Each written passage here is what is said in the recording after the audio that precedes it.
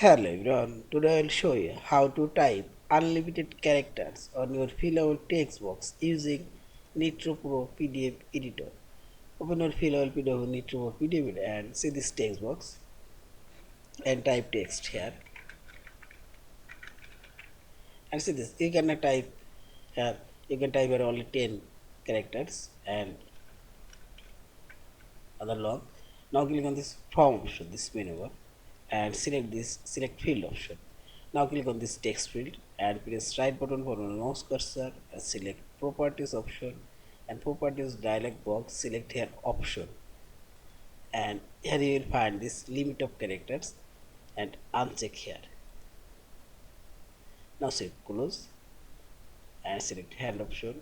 Now type text and see this. Here you can type unlimited word and text and see this, and there is no limit. In this way you can unlimit a text box. Also you can limit. Again click on this say text field and properties option. Here you can enter 20 characters, close,